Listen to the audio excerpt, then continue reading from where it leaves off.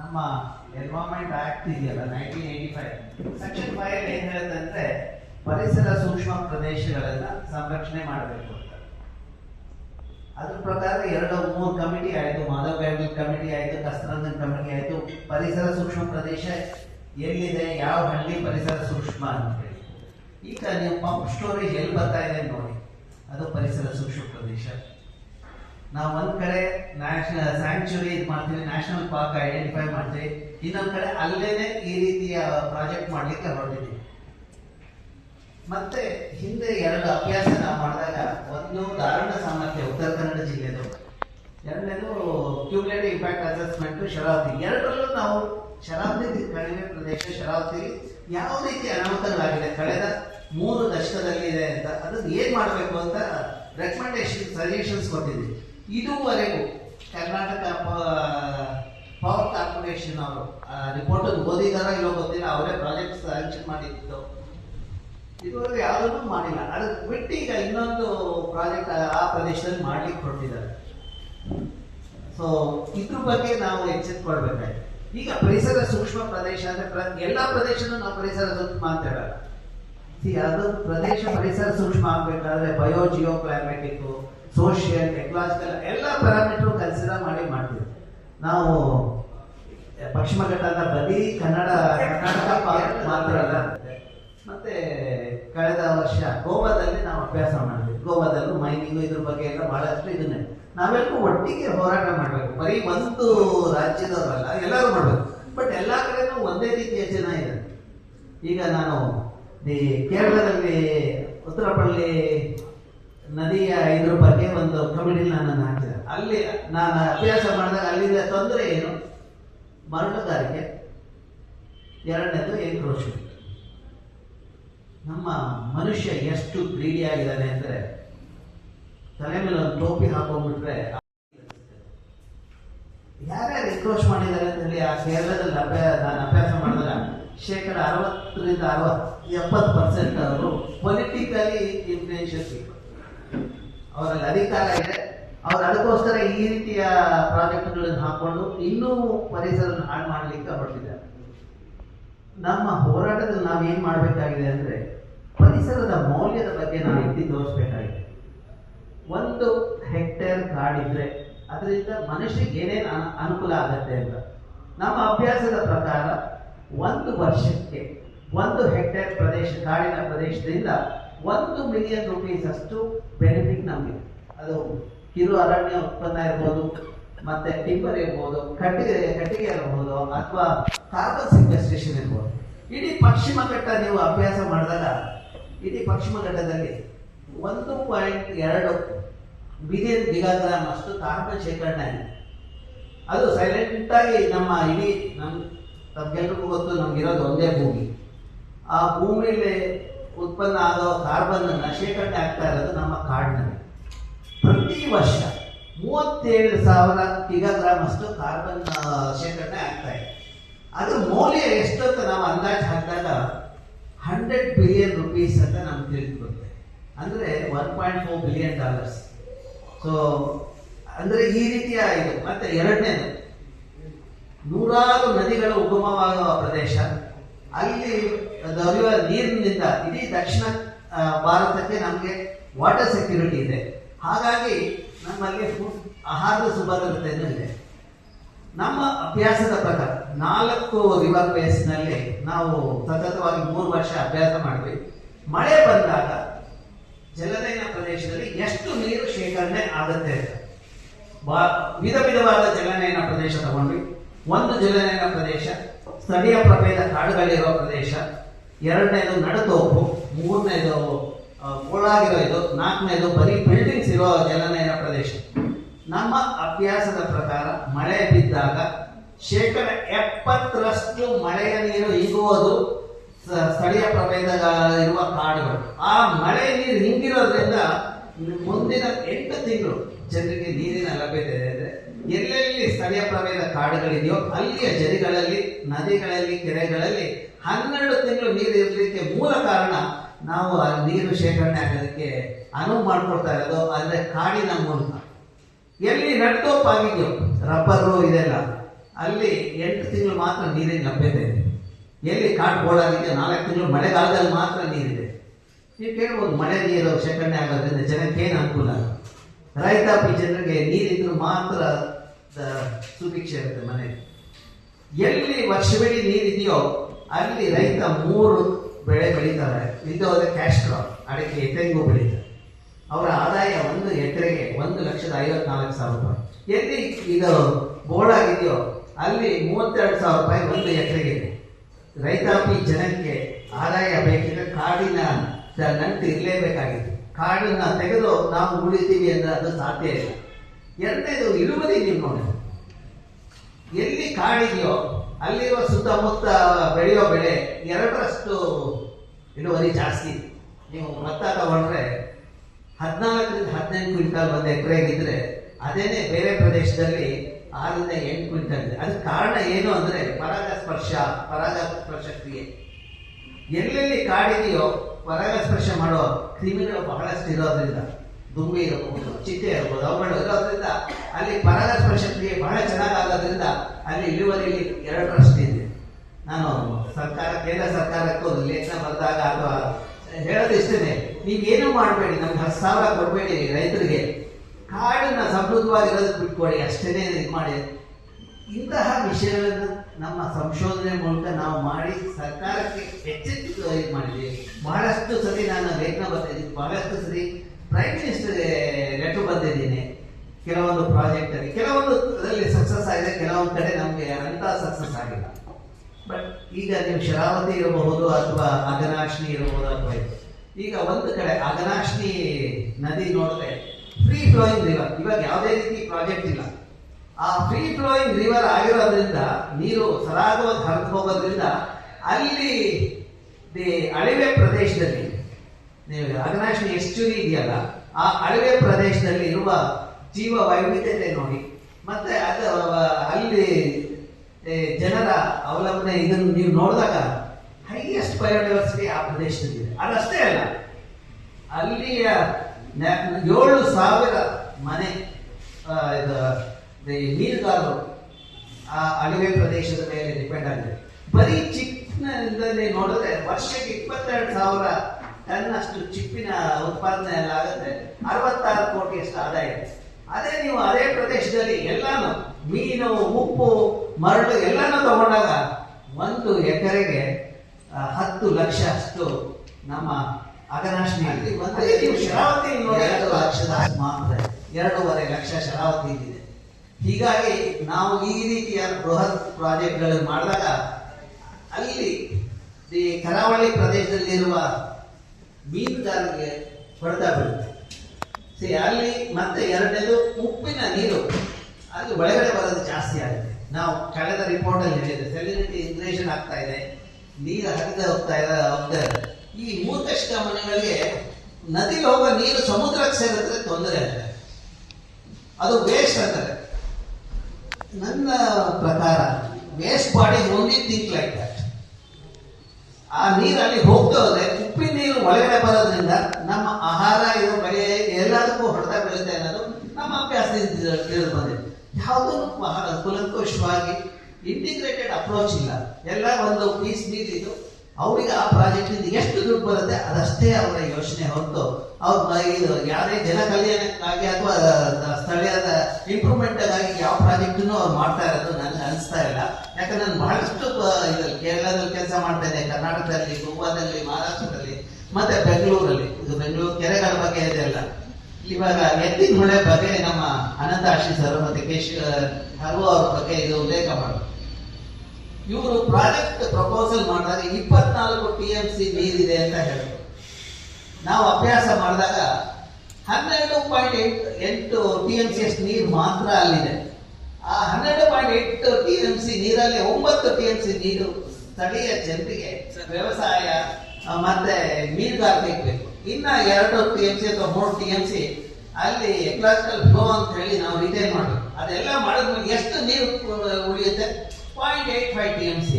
ನಾನು to transfer ನಾನು first ಲೇಖನ ಬಂದಾಗ ವೇರ್ ಇಸ್ 24 TMC ಅಂತ ಬಂದೆ.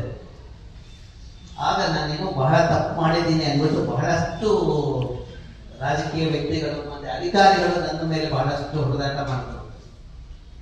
ಅದಷ್ಟೇ ಅಲ್ಲ, ಆ ಇದರಲ್ಲಿ 0.85 TMC to transfer 0.85 TMC why are spending 30,000 ಅಂತ ಎರಡನೇ ಲೆಕ್ಕ ಬರ್ತದೆ. 12 ವರ್ಷ ಆದ್ಮೇಲೆ 13,000 ಕೋಟಿ ಇವತ್ತು 25,000 ಕೋಟಿ 24,000 ಕೋಟಿ ಇವರು ವೇಸ್ಟ್ ಮಾಡ್ಲಿಕ್ಕೆ ಒಂದು ಇದಿಲ್ಲ. ಅಕೌಂಟಬಿಲಿಟಿ ನಮ್ಮ ಸಿಸ್ಟಮ್ ಅಲ್ಲಿ ಇಲ್ವ? ಎಲ್ಲಿವರೆಗೆ ಜುಡಿಷಿಯರಿ ಎನ್ವೈರನ್ಮೆಂಟಲಿ ಲಿಟ್ರೇಟ್ ಆಗಲ್ವೋ ಅಲ್ಲಿವರೆಗೂ ನಮ್ಗೆ ಈ ತೊಂದರೆಗಳಿರುತ್ತೆ. ಕೆಲವೊಮ್ಮೆ ನಮ್ಗೆ ಹಿನ್ನಡೆ ಆಗ್ತಾ ಇದೆ ಜುಡಿಷಿಯರಿಯಲ್ಲಿ. ಯಾಕಂದ್ರೆ ಕೆಲವೊಂದು ತೀರ್ಪುಗಳಲ್ಲಿ ಸಮರ್ಪಕ ತೀರ್ಪು ಬರ್ತಾ ಇಲ್ಲ. ಯಾಕಂದ್ರೆ ಅವ್ರಿಗೆ ಎನ್ವೈರನ್ಮೆಂಟಲ್ ಇದ್ರ ಬಗ್ಗೆ, ಪರಿಸರದ ಬಗ್ಗೆ ಕೆಲವೊಂದು ಇದಿಲ್ಲ. ಈಗ ಪರಿಸರ ಸೂಕ್ಷ್ಮ ಪ್ರದೇಶದ ಬಗ್ಗೆ ನಾನು ಉಲ್ಲೇಖ ಮಾಡಿದೆ. ಅದು ಜುಡಿಷಿಯರಿಗೆ ಹೋದಾಗ ಸುಪ್ರೀಂ ಕೋರ್ಟ್ನವರು, ಹಸಿರು ಬೆಂಚ್ನವರು ಪ್ರತಿಯೊಂದು ರಾಜ್ಯಕ್ಕೆ ನಿಮ್ಮ ನಿಮ್ಮ ರಾಜ್ಯದಲ್ಲಿ ಯಾವ ಯಾವ ಹಳ್ಳಿಗಳು ಪರಿಸರ ಸೂಕ್ಷ್ಮ ಪ್ರದೇಶ 1, 2, 3 ಲಿಸ್ಟ್ ಮಾಡ್ಕೊಡಿ ಅಂತ. ಯಾವ ರಾಜ್ಯದವರು ಅದು ಮಾಡ್ಲಿಕ್ಕೆ ತಯಾರಿರಲಿಲ್ಲ. ನಾನು ಡೆಲ್ಲಿಗೆ ಹೋದಾಗ ಹಸಿರು ಬೆಂಚಿನ ಒಬ್ಬ ಎಕ್ಸ್ಪರ್ಟ್ ಅವ್ರು ಹೇಳಿದ್ರು, TVR ಇದು ನಮ್ಮ ಇದು ಕೇಳ್ತಾ ಇದ್ದೀವಿ, ಯಾರು ಮಾಡ್ತಾ ಇಲ್ಲ, ನಿಮ್ಮ ಕೈಯಿಂದ ಏನಾದ್ರು ಸಾಧ್ಯನಾ ಅಂತ. ನಾನು ಹೇಳಿದೆ, ನನಗೆ 6 ತಿಂಗಳು ಟೈಮ್ ಕೊಡಿ, ನಾನು ಮಾಡ್ಕೊಡ್ತೀನಿ ಅಂತ. ನಾವು ಅದನ್ನು ಡೆವಲಪ್ ಮಾಡಿ ಸಹ್ಯಾದ್ರಿ ಅಂತ ಹೇಳಿ ಒಂದು ಆ್ಯಪ್ನ ಡೆವಲಪ್ ಮಾಡಿದ್ವಿ. ನೀವು ಅದನ್ನು ಡೌನ್ಲೋಡ್ ಮಾಡ್ಕೊಳ್ಳಿ, ಗೂಗಲ್ ಪ್ಲೇ ಸ್ಟೋರಲ್ಲಿದೆ. ಅದ್ರ ಮೂಲಕ ನಿಮಗೆ ಯಾವ ರಾಜ್ಯದಲ್ಲಿ ಯಾವ ಜಿಲ್ಲೆಯಲ್ಲಿ ಯಾವ್ದಾದ್ರು ಪರಿಸರ ಸೂಕ್ಷ್ಮ ಹಳ್ಳಿಗಳು 1, 2, 3, 4 ಇದೆ ಅನ್ನೋದು ಗುರುತಿಗೆ ಬರುತ್ತೆ. ಪರಿಸರ ಸೂಕ್ಷ್ಮ ಪ್ರದೇಶ ನಾವು ಸಂರಕ್ಷಣೆ ಮಾಡಿದವರು ಏನು ಅನಾಹುತ ಆಗುತ್ತೆ ಅನ್ನೋದನ್ನ ನೀವು ತಿಳ್ಕೊಳ್ಬೇಕಾದ್ರೆ ವಯನಾಡು ಹೋಗಿ. ವಯನಾಡು ಆ ಹಳ್ಳಿಗಳು ಪರಿಸರ ಸೂಕ್ಷ್ಮ ಪ್ರದೇಶ 1. ಅದನ್ನ ಡೆವಲಪ್ಮೆಂಟ್ ಅಂತ ಹೇಳಿ ಟೀ ಪ್ಲಾಂಟೇಶನ್ ಅವರು ಕಾಡನ್ನು ತೆಗೆದು ಹಾಳು ಮಾಡಿದ್ರು. 150 ಮನೆಯವರು ಅಲ್ಲಿ ಉಳ್ಕೊಂಡಿದ್ರು.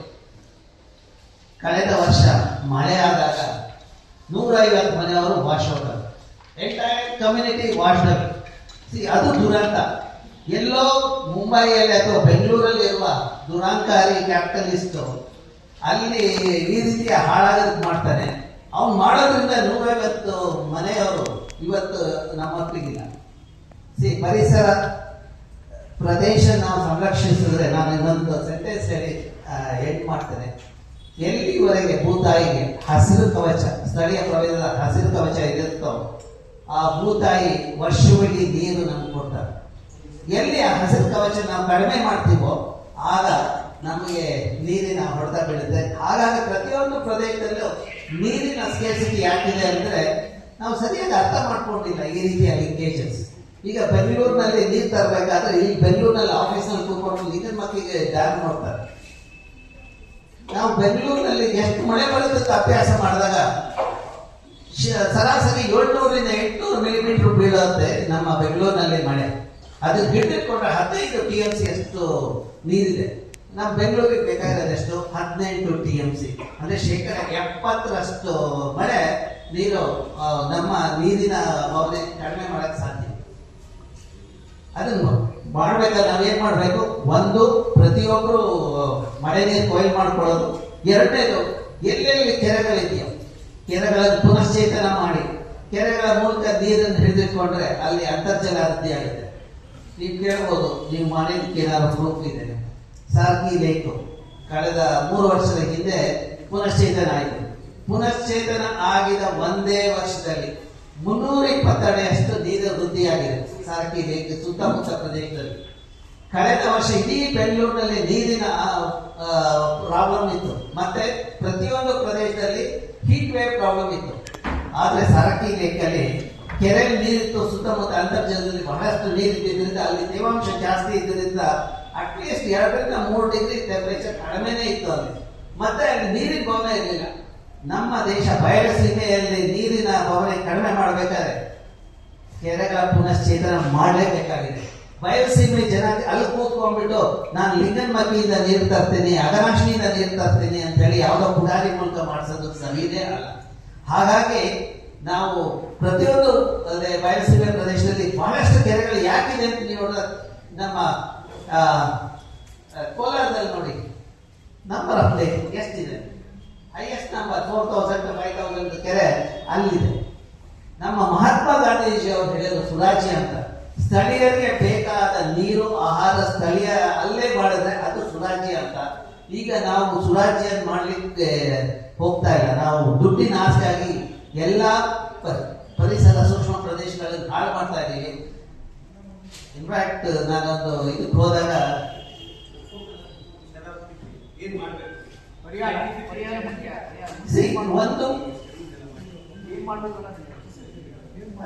ಒಂದು ಪರಿಸರ ಸೂಕ್ಷ್ಮ ಪ್ರದೇಶದಲ್ಲಿ ಯಾವ ಪ್ರಾಜೆಕ್ಟ್ ಬರ್ಲಿಕ್ಕೆ ಸಾಧ್ಯ ಇಲ್ಲ.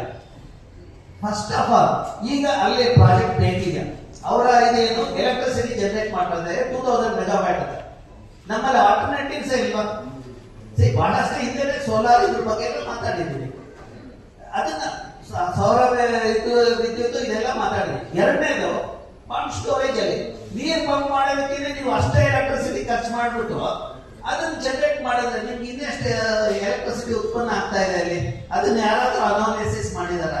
ನಾನು ಕಳೆದ ಮೀಟಿಂಗ್ ಅಲ್ಲೂ ಅದೇ ಕೇಳಿದ್ದು. ಅಲ್ಲಿಯ ಜನನು ಕೇಳ್ತಾ ಇರೋದು ಅದೇನೆ. ನೀವು ಪಂಪ್ ಮಾಡಕ್ಕೆ ಯೂಸ್ ಮಾಡೋ ಅಷ್ಟು ಎಲೆಕ್ಟ್ರಿಸಿಟಿ, ಅಷ್ಟೇ ಎಲೆಕ್ಟ್ರಿಸಿಟಿ ನೀವು ಜನರೇಟ್ ಮಾಡ್ತಾ ಇದ್ರೆ ಈ ಪ್ರಾಜೆಕ್ಟ್ ಏನ್ ಅಂತ. ಅದು ದುರಂತ ಅಂದ್ರೆ ಅಲ್ಲಿರೋ ಪರಿಸರ ಸೂಕ್ಷ್ಮ ಪ್ರದೇಶಕ್ಕೆ ಹೊಡೆತ ಬೀಳುತ್ತೆ. ಅಲ್ಲಿರುವ ಪ್ರಭೇದಗಳ ಹೊಡೆತ ಬೀಳುತ್ತೆ. ಕೆಲವೊಂದು ಪ್ರಭೇದಗಳು ಆ ಪ್ರದೇಶದಲ್ಲಿ ಸಿಕ್ಕದು, ಬೇರೆ ಎಲ್ಲೂ ಸಿಕ್ಕಲ್ಲ. ಅಲ್ಲಿ ನಾವು ಅಭ್ಯಾಸ ಮಾಡುವಾಗ 2 ಜಾತಿ ಮೀನುಗಳು ಕಂಡು ಬಂತು. ಸಿಸ್ಟೂರ ನಾರ್ಕೋಡಿಯನ್ಸಿಸ್, ಶಿಸ್ಟೂರ ಶರಾವತಿಯನ್ಸ್. ಅದ್ರಲ್ಲಿ ವೈದ್ಯಕೀಯ ಗುಣ ಕಂಡು ಬಂತು. ಅಂದ್ರೆ ಅದು ಆಸ್ತಮಾ ಇದಕ್ಕೆಲ್ಲ ಯೂಸ್ ಆಗುತ್ತೆ ಅಂತ ನಾವು ಅದನ್ನ ಮೀನನ್ನು ಬೆಂಗಳೂರು ತಗೊಂಡ್ಬಂದು ಕಲ್ಚರ್ ಮಾಡಿ ಅದನ್ನ ವೈದ್ಯಕೀಯ ಗುಣ ಅಭ್ಯಾಸ ಮಾಡಿದಾಗ ಬೆಂಗಳೂರಿನಲ್ಲಿ ಅದರದ್ದು ವೈದ್ಯಕೀಯ ಗುಣ ಕಂಡು ಬರಲಿಲ್ಲ.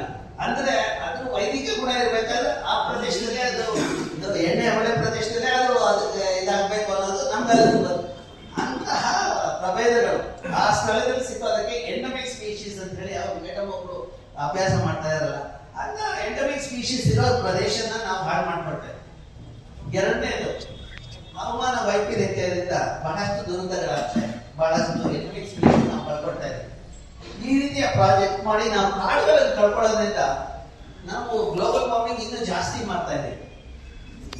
ಕಳೆದ 4 ಡಿಕೇಡ್ ಅಲ್ಲಿ 4 ಡಿಕೇಡ್ಸ್ ಅಲ್ಲಿ ನೀವು ನಮ್ಮ ಅಭ್ಯಾಸ ಪರಿಸರ ಇದ್ರದ್ದು ಏನಾಗಿದೆ ಅನ್ನೋದನ್ನ ನಾವು ಉಪಗ್ರಹದಿಂದ ಸಿಕ್ಕೋ ರಿಮೋಟ್ ಸೆನ್ಸಿಂಗ್ ಡೇಟಾ ತಗೊಂಡು ಅನಾಲಿಸಿಸ್ ಮಾಡಿದಾಗ 45% ಅಷ್ಟು ಕಾಡು ನಾವು ಕಳ್ಕೊಂಡಿದ್ದೀವಿ. 45%. ಈ ಅದನ್ನ ನೀವು ಮೌಲ್ಯಗಳನ್ನು ತಗೊಂಡಾಗ 45% ಕಾಡುಗಳು 1,60,000 ಹೆಕ್ಟೇರ್ ಪ್ರದೇಶದಲ್ಲಿ ನಾವು 45% ಕಳ್ಕೊಂಡು ಅದ್ರ ಮೌಲ್ಯಗಳು ನೋಡಿದಾಗ ನಮ್ಮ GDP ಅಷ್ಟು ಇದು ಬರಲೇ ಇಲ್ಲ. ಇದು accountability missing in our system. ಅದನ್ನ ನಾವು ಮಾಡ್ಬೇಕಾಗಿದೆ. ಪ್ರತಿಯೊಮ್ಮೆಯೂ ಪ್ರಾಜೆಕ್ಟ್ ಅಂದಾಗ ಇದು ಬೇಕು, ಜನಕ್ಕೆ ಬೇಕು ಅಂತಾರೆ. ಬಟ್ ಅವ್ರ ಪ್ರಾಜೆಕ್ಟ್ ಸಮರ್ಪಕ ಮಾಡ್ತಾ ಇದಾರ ಅಂತ. ಎತ್ತಿನ ಹೊಳೆ ಪ್ರಾಜೆಕ್ಟ್ ಅಲ್ಲಿ ನೀರು ಕೊಡ್ತೀನಿ ಅಂತಂದ್ರು. ನೀರು ಬಂದಿದ್ಯಾ ಅಲ್ಲಿ ಕೋಲಾರದಲ್ಲಿ ಇದ್ರಲ್ಲಿ ಬಂದಿದ್ಯಾ? ಇಲ್ಲ, ಬರೀ ದುಡ್ಡು ಖರ್ಚಾಗಿದೆ ಹೊತ್ತು ನೀರು ಬಂದಿಲ್ಲ. ನಾನು ಕೋಲಾರಕ್ಕೆ ಹೋದಾಗ ಹೇಳೋದು ದೊಡ್ಡ ಪೈಪ್ ಅಲ್ಲಿ ಇದರಿಂದ ಹಾಕಿದ್ದಾರೆ ಪಶ್ಚಿಮ ಘಟ್ಟದಿಂದ ಇಲ್ಲಿಗೆ ನೀರು ಬರ್ತಾ ಇಲ್ಲ ಅಂತ. ನಾನು ಅದಕ್ಕೆ ಕೋಲಾರ ಜನಕ್ಕೆ ಹೇಳಿದೆ ನೀವೆಲ್ಲ ಬಹಳ ಅದೃಷ್ಟವಂತರು ಅಂತ. ಆಗ ಅವ್ರು ಕೇಳಿದ್ರು ಯಾಕೆ ನೀವು ಹೇಳ್ತಾ ಇದ್ರೆ ಏನಿದು ಮಾತಿನ ಇದು ಅಂತ. ನಾನು ಹೇಳ್ದೆ ನೀವೇನಿಲ್ಲ, ಆ ಪೈಪ್ ಮುಂದುಗಡೆ ಕೂತ್ಕೊಂಡ್ಬಿಡಿ. ನಮ್ಮ ಪಶ್ಚಿಮ ಘಟ್ಟದಲ್ಲಿ ಹಸಿರು ಸಮೃದ್ಧವಾಗಿದೆ, ಆಮ್ಲಜನಕ ಅಲ್ಲಿಂದ ಬರುತ್ತೆ. ನೀವು ಅಲ್ಲಿ ಕೂತ್ಕೊಂಡ್ಬಿಟ್ಟು ಆಮ್ಲಜನಕ ಥೆರಪಿ ಮಾಡ್ಕೊಳ್ಳಿ, ನೀರು ಸಿಕ್ಕಲ್ಲ ಅಂತ.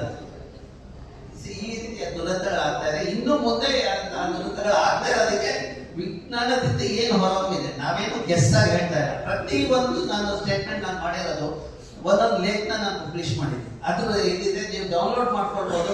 ಅದನ್ನ ನೋಡಿ.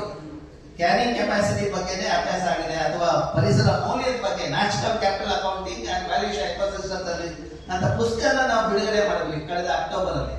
ಇಷ್ಟೆಲ್ಲ ಆದ್ರೂ ನಾವು ಎಚ್ಚರಿಸಿದ್ರು ನಾನೆಲ್ಲ ಪಾತಾಳಕ್ಕೆ ಹೋಗ್ತೀನಿ, ಹಾಳ್ಬಾವಿಗೆ ಬೀಳ್ತೀನಿ ಅನ್ನೋದಕ್ಕೆ ನಾವೇನ್ ಕೊಡ್ಲಿಕ್ಕೆ ಸಾಧ್ಯ?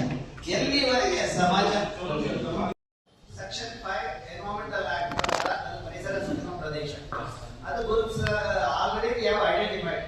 ಅದನ್ನ ಹ್ಯಾಕ್ ನೀವು ವೈಲೇಟ್ ಮಾಡ್ತಾ ಇದ್ದೀರ?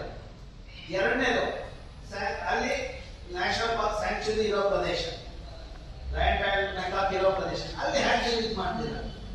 ಮೂರನೇದು ನಾವು ಕ್ಯಾರಿಂಗ್ ಕೆಪಾಸಿಟಿ ಸ್ಟಡಿ ಮಾಡಿ ರಿಪೋರ್ಟ್ ಕೊಟ್ಟಿದ್ದೀವಿ, ಏನ್ ಮಾಡ್ಬೇಕು. ಇದುವರೆಗೂ ಯಾವುದೇ ಸಜೆಷನ್ ಇದು ಮಾಡಿಲ್ಲ. ಅದನ್ನ ಮಾಡ್ತೇನೆ. ಇದು